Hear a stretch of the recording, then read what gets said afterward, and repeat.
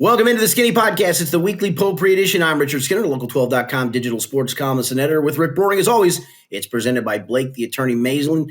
And Rick, there's a thing that's in orbit at the moment. I know NASA astronauts are trying to find out what it is. It is the Christian Encarnacion Strand home run ball from Wednesday night at Fenway Park.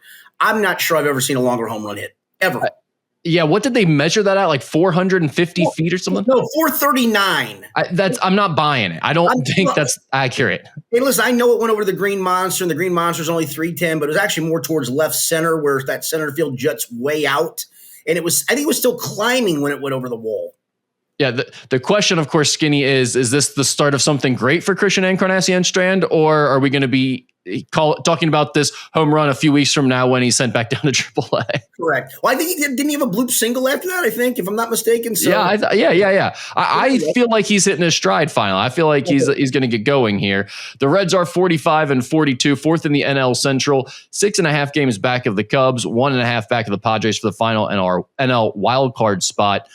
Skinny, we are actually past the midway point of the season now. Typically, everybody looks to the All-Star break and talks about that as the midway point, but it actually hit last week. And at Local 12, you guys took that as an opportunity to come up with a column here, kind of breaking down the first half of the season. It's titled Reds at the Midway Point. What was the best and worst in the first half of the season? This is on local12.com under the Reds section if you want to find it. But I just wanted you to take us through this first of all, and you kind of started off with the three best things from the first half of the season. What did you have on that list? Yeah, well, one was Elly De La Cruz's June surge, is what I called it. I mean, and I've got it here in front of me. In the 22 games when I wrote this column at the midway point, 22 games he played in June, 21 of which he started, he has slashed 346, 424, 716, 7 homers, 16 RBIs, 21 runs scored. I think the biggest positive was he struck out only 18.2% of his plate appearances compared to the first 2 months when he struck out 28.1%. And basically in his career, he'd struck out roughly 30% of the time. So was it just a blip? Was it a few weeks? Or was it a guy who's starting to make a little bit more contact, laying off bad pitches? And when he makes contact, it's always going to be electric. Actually, you can probably trace this back to the last week of May when he was raking too and take it over a full month. But I thought that was one of the biggest positives for me. Because let me ask you this. He's the star we want him to be, right? Yeah. How much do they need him to keep playing like this consistently? Like, obviously, it's huge. It helps. But do you think for this team to contend for the playoffs, they need Elly to be this guy the rest of the way? Not I don't expect him to slash 346, blah, blah, blah, 1.20 OPS. But I do think he should be a 900 OPS player. And to this point in his career, he's basically been a mid to high 700s. And again, I get he's a young kid, but at some point the light bulb goes off and he becomes a superstar, or he doesn't. And it feels like he's trending towards being that superstar. And yes, every team needs that guy.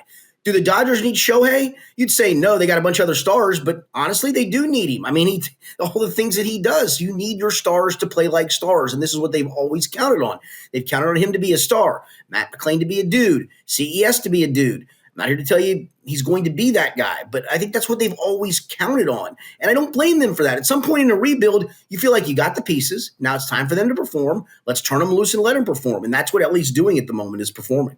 Well, we've talked so much about this team and their need for more power, a more feared bat in the middle of their lineup. And Elly won't always be that, although when he's at his best, he does have plenty of pop, obviously, but he can create so much offense. He can generate runs for you in that same type of way. He can be that feared type of player. To me, so much of it is the strikeout thing you talked about. When he's not striking out and he's just giving you chances, he's putting the ball in play somewhere, or he's taking some pitches and getting on base, that changes everything for this lineup. And it kind of gives you that presence that you otherwise may lack. Yeah, and it's funny. This is not going to sound like much when I put it in context. I mean, 28 times out of 100, right, he's striking out. It was striking out. Now it's 18 times out of. That means only 10 times out of 100 he's making contact more. But 10 times out of 100, does that mean maybe 2 more home runs every 100 at bats? Extrapolate that over 600 bats. That's another 12 home runs onto a guy who should be a 30 to 40 home run guy. What does that now make him? A 40 to 50 home run guy, right? Right. I mean, it's a huge difference when he's giving you a chance at the plate as opposed to wailing wildly and striking out. Yeah, What else other, you got, Skinny? Yeah, the second best was the starting pitching, and I put in parentheses for the most part. I mean, Hunter was dominant when healthy. Andy Rabbitt's been ridiculously good. Nick Lodolo's been very solid. I mean, his ERA plus is well above league average. Even Brady Singer, his ERA plus is slightly above league average, but it is above it. And honestly, the one thing I wrote, and this is sometimes when you write this stuff, you look back and you laugh. This came right after Chase Burns' debut. And it looked dynamic, and oh my God, what a stud! And then obviously we're going to talk about the tipping pitches here in just a little bit. In his last start where he got bombed, and then the last part I wrote, I said the question moving forward is when Green returns, who fills that fifth spot in the rotation? Nick Martinez is slated to start our fighting against the Padres. He didn't allow a run in either of his relief outings after posting a 4.55 ERA in his first 15 appearances. My basic thing was I'm questioning should Nick Martinez still be in the rotation? What does he do? Almost pitches a no-hitter the next time out. Yeah, and that, I mean, honestly, he's been up and down this year for sure, but that was an incredible performance, especially when you think about the 2 relief appearances he made right leading up to that. And again, we've talked about this the last couple of weeks. If you're going to try to add a bat, again, if Chase Burns' issue in Fenway was simply tipping pitches and they can fix it, and I think that probably was. I mean, he was just too dynamic in the first start to have such a high and such a low, right? I mean, the low of just getting bombed out in the first inning. Something had to be amiss, and it sounds like they figured out what that was. And Rhett Lauder's now throwing, and Hunter's throwing. Hunter threw up in Fenway and probably won't be back until after the All-Star break. You're going to have an odd man or two out of this rotation. And it could be Chase Burns, too, just to say, hey, you know what, kid, we gave you a taste. Rhett's a little bit more established, not by much. We're going to send you back down. And again, they're going to limit his innings. We've talked about the trade piece, right? I mean, could Nick Martinez be a good trade piece for you? It certainly would help if he pitches great leading up to the trade deadline. Well, that's exactly where my mind went, because you had just been talking about that the last few episodes where you were like, hey, they will have an extra pitcher here when Green gets back. And then Martinez goes out and throws nearly a no-hitter. I wonder, does that increase his value a little bit? Do other teams who are in desperate need of a pitcher right now look at that and say, hey, maybe this guy's about to get hot. Maybe he's starting to really come into his own. And he did it last year. I mean, he did it the second half of last year, right?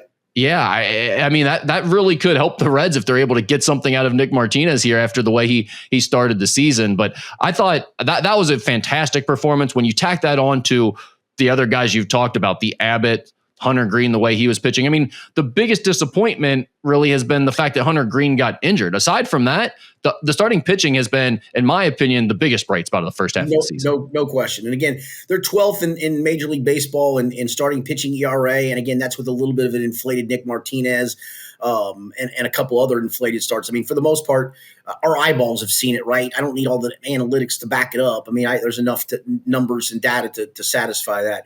The other one was improved defense.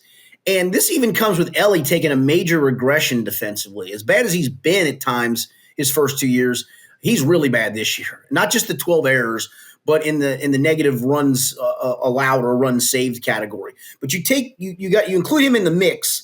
And if you watch this team, just the eyeball test goes, this is a better team defensively. It's a little bit better in the outfield. Matt McClain makes it better on the infield. I know he booted a ball the other day, but again, it's better. According to fieldingbible.com, at the time I wrote this, the Reds ranked 15th in baseball in defensive runs saved with 10, after last year ranking 28th at minus 30. Again, listen, we all crunch analytics. I'm an older guy. I look at some analytics. I look at some of it with a grain of salt and roll my eyes, but you always like to have some supporting data for what your eyeballs see. I think that supports it right there. I mean, your eyeballs see a better defensive team, and some analytics back that up. Okay, so one of the things that we talked about going back maybe a month or so ago as the team was struggling was the fan base was so excited to bring in Terry Francona. Tito's going to get these guys back on track. He's going to make them more disciplined. You're not going to see the base running blunders. He's going to clean them up, and they're going to play it better. And that didn't happen because the team wasn't that much more talented. They're playing better baseball now, whatever. You can chalk that up to whatever you want to. But this part specifically, the better defense, do you feel like that's part of the Tito effect at all or no?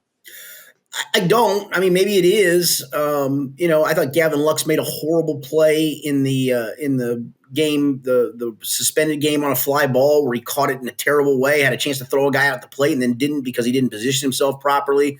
Again, Matt McClain made an ugly error, but Matt McClain is a really good defensive second, but I think he's a great defensive second baseman. And Ellie still makes plays that wow you. I mean, he almost made a play. I don't know how much you watched last night, Rick, or yesterday even.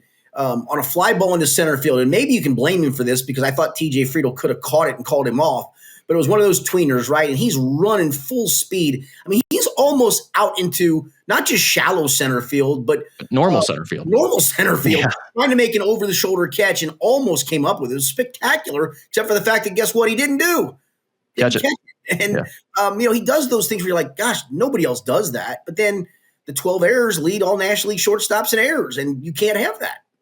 Yeah. What else that was it for the best part of the first half. What do you have for the three worst things? Well, one is the injuries. I'm not blaming anything or anybody for it, but it is one of the worst things. I mean, you lost Tyler Stevenson, Austin Hayes, Noelvi Marte, CES, Hunter Green, all to significant time and injuries. And, you just wonder what if would those guys being healthy, and that's the case I know across Major League Baseball. I get it. Right. They aren't immune to this. But it's still, for a team that really can't afford to have a ton of injuries, they've had a significant amount. I mean, is that worth 3 wins, 4 wins? Turn that around, and where are you in this race? And so that was one of them. Well, also, could you scatter them a little bit differently too, right? Like, can Hunter Green not be one of those injuries? Correct. The other one was Matt McLain's first 2 months. I mean, in April, his slash line was 159, 266, 317. In May, it was 194, 279, 286.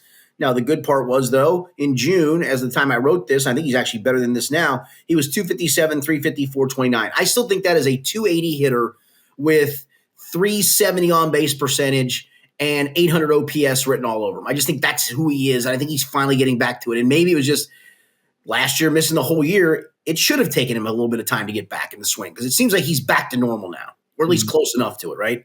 That is one of the most exciting parts of this season right now is the fact that he has started to seemingly turn things around here all of a sudden, because it was starting to get a little bleak for him, Skinny, after, that extended stretch of him just not struggling, but really looking like he doesn't belong at all, quite honestly, at the plate. You get to a point where you're like, all right, were we wrong about this guy? Does he just not have it too? Is this going to be another one of those guys that in 2023 we were talking about as a cornerstone piece, and he's just not really a big-time major league player? Well, no, he's starting to turn it around. He's starting to look more like the guy that we thought he was. That's really exciting because, again, I know you're even higher on him than I am. Going back to last season before he got hurt and everything, he was talking about him like he could be the player on this team. He even more important than Ellie, potentially. He could be their guy. They need him. And that hasn't come to fruition yet. But if it does at some point, then maybe we are right back in the place we thought we were going to be in 2023 when all this stuff was getting going. Yeah, and you put yourself back in a playoff picture with that kid getting hot, with maybe CES turning the corner, with Ellie playing like a star, with Hunter Green back on the horizon. You've got a lot of reasons if you're a fan to be excited for the last 3 months of the season. And the other worst was, again, their struggles with left-handed pitching. Against righties, their OPS as a team is like 746. Against lefties, it's 637. Some of that, though, was because you missed some time with Noelvi Marte. You missed some time with Austin Hayes. You missed some time with Tyler Stevenson. Now that Stevenson and Hayes and those guys are back, you can put a lineup on the field, and they did the other day with Trevino, a right-handed guy catching. Stevenson is the DH, a right-handed hitting Spencer Steer at first. Where, by the way, I like his versatility, but I'm not so sure he can't be a Gold Glove first baseman if that's all he played. He's really good over there, but he's a righty. Well, and he's kind of in the McLain boat of struggled so much, you're ready to write him off, and now he's starting to play well again. Correct. He's starting to get hot. Then McLain at second righty. Ellie's a switch hitter. You put CES at third as a right-handed hitter. Austin Hayes in left is a right-handed hitter. Friedel hits both lefties and righties. He's your center fielder. The big part is, unfortunately, Reese Hines, who's a right-handed hitter, he can't hit left-handed pitching. It's a small sample size. When I wrote this, he was 2 for 28 in his career against lefties. This goes back to what is the gaping hole if you're going to make a playoff run. It's clear, it's simple, it's easy in a way because I don't know where this guy lands, whoever he is a right-handed hitting outfield bat. It's not that hard. I wish it was Reese Hines. I think they're going to give Reese Hines a chance over the next month until the trade deadline to prove he can't, and maybe he proves he can. But if he can't, you got to go do it. Yeah, it's straightforward. It's obvious. Maybe not easy to pull off and get one, but it is. Exactly what you need. That's for sure.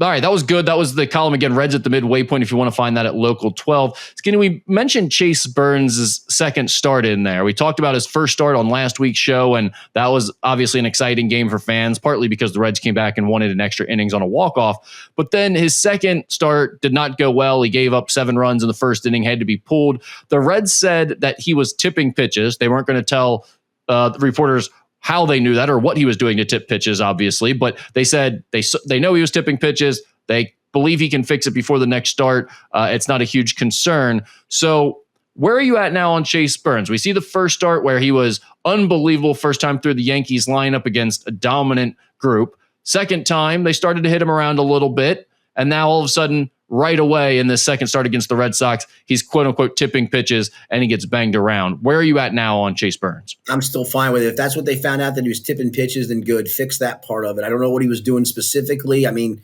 you played back. I could sometimes see how guys would do it. Like you could see a wrist cocked here or the way the grip was held. Yep. And again, if he, and I'd have to go back and look, I'm doing this off of just watching a little bit. I mean, is his hand coming out of the glove early enough to where that's what guys can see what the grip is, that he's got a change-up grip or he's got a fastball grip, a four-seam grip? Is his wrist cocked to throw something? And maybe that's what it is, that you just need to hide it a little bit longer. You get away with that in college, even though guys can maybe see it, they still can't do anything with it. Well, major leaguers can. If you give them any slight advantage, right? We can laugh about the Astros banging on garbage cans and stealing signs and thinking, oh, it's not a big deal. Well, it is. I mean, if major league hitters know literally – I know exactly what the pitch is.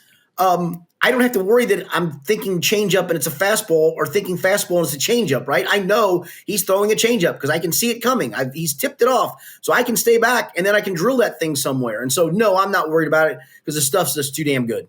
Yeah, Skinny, now with AI and the video technology they have, all these high-speed cameras and everything, I mean, every pitch you throw, they can take them all, overlay them over each other and see any slight differences you have from pitch to pitch. I mean, it's not hard for them to figure this stuff out if you are doing anything. So it's something that'll need to clean up. But aside from that, we did talk about last week, everything coming out of his hand, while it is electric, it's all hard. It's all, in that 90 to 100 mile an hour range. Even the sliders hitting around 90 miles an hour. You do wonder if that's part of it too. Like if they know what's coming, because so many of them are just that hard stuff, he's going to get hit around pretty good like that. Yeah, or again, I mean, does his glove go this way on a breaking ball? Is a fastball glove like, I mean, to your point, I mean, whatever little fine thing there is, they're going to pick up on it. And again, now it's his time to adjust. And remember, they were trying to keep him in the minors to have him face adversity. Well, He just faced it. You just faced it. How do you bounce back from it? And maybe they're full of crap. Maybe, you know what? Maybe his stuff does suck. And maybe this is just he's tipping pitches, and it's.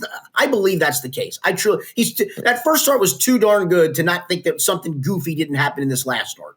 I think his stuff is fine. Like, I have no question about whether his stuff is good enough. I do wonder if he's ready for the major league level yet. It's just a big jump. I'm like, this is a perfect example of why it's a big jump. He's been so good that it didn't matter that he was tipping pitches this whole time. And now all of a sudden, guys pick it up on it like that, and you're getting 7 runs on you in the first inning. It's just a completely different level, man. Well, and I'll go back to that. That was I was trying to remember when Matt McClain made the error. It was in that. I mean, that could have been a double play ball.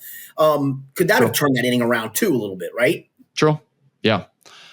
Skinny, one final thing here on the Reds is the passing of Dave Parker was a big story around town. Everyone's already kind of addressed this. They've talked about it. You've heard a lot of the different stories out there and everything. So I don't want to do a generic rehashing of it. But I did want to give you the opportunity to any stories, thoughts, comments you had on Dave Parker's passing. So we had a security guy, and you know him, Rick, from when you worked at Local 12, Jerry Flack. Jerry's a great guy. Great guy, yeah. And he went to Quarter Tech High School, which I believe, if I'm not mistaken, was on the grounds of where Cincinnati State is now. It's defunct, but it was a high school here in Cincinnati. And Dave Parker played on a team that had 2 other guys that played with him. They were both a year older, I believe, but played on the same team that got drafted in Major League Baseball. I mean, think about 3 guys on one team. I know Cincinnati's got a rich history of baseball, right? That's incredible. And they had another classmate of theirs, a guy named Connie Warren, who was a 3-year starter at Xavier in the late 60s, early 70s, and actually got drafted in the NBA. And so I don't know what where I got the idea. I decided, I'm going to have these guys in and do a segment, put it up on the web. And so we went into studio and taped a segment. Dave was in the early stages of Parkinson's, but he still, could function and talk and all of those things. And we had a ball. And after that point in time, they asked me a couple of times, and my schedule's crazy, to go have a drink with them. They enjoyed it so much they just wanted to talk. They were impressed that I knew their background. They knew what they were about, and I was impressed with them, and they were just a lot of fun. And that's a big regret of mine is I didn't get a chance to go have another drink with Dave Parker and those guys to reminisce. And let me tell you, you see him, right, and you go back. I grew up in the era when Dave Parker was a star. I remember when he came to Cincinnati. I was just out of college and starting my career, and he had just come to town and all those things. And he just looked like a menacing SOB, right? Couldn't have been a nicer guy. I know he's in the latter stages of life when I got to meet him, but couldn't have been a better guy. And the fact that he just enjoyed reminiscing, not just about his career, because it was kind of reminiscing about Dave more than anything else, but him reminiscing about his teammates from high school was really impressive. And the thing people I don't think understand is Dave Parker was probably, 6'5", 200 and whatever, 30 pounds of solid man. He was a better high school football player as a running back. Can you imagine a running back in that era at that size? Remember I talked about my buddy Hippo from high school? Yeah, Hippo. This was Hippo on steroids, man. Well, this was Hippo, but actually athletic and ripped. Yes. And yeah. That's the thing that always stood out to me about Dave Parker. I'm not going to sit here and act like I knew a bunch about his career and everything. Obviously, I've heard the stories. I've seen the stats, highlights, whatever, but it was before my time. And every time I saw him later on in life, I was always just struck by that dude still looks like an athlete. Yes. And like you're saying, he played football. Obviously, we know his baseball career. When you see him, he looks like he could be a small forward in basketball. Yes. Like he looks like he could have been an NBA small forward or something. Right up until the very end, he still looked like an athlete, as just an impressive looking dude. And listen, I always have a hard time contextualizing things where I assume people have seen this. If you haven't, if some of you are younger watching this podcast, go to YouTube. It's on there. Click 1979 All-Star Game and watch the throw Dave Parker makes to the plate to get Brian Downing on it. The throw is made when Brian Downing is probably literally 4 steps from home plate. And he realizes, oh, crap, this throw's coming. He tries to, hook slide around the tag, and the throw is so perfect, he tags himself out.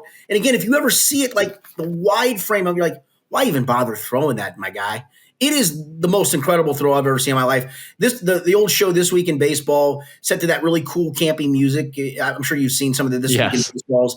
That used to be one of the ending scenes of it, and it still gave me – I watched it last night, as a matter of fact. It gives me goosebumps just to watch that throw, man. It's incredible, that throw.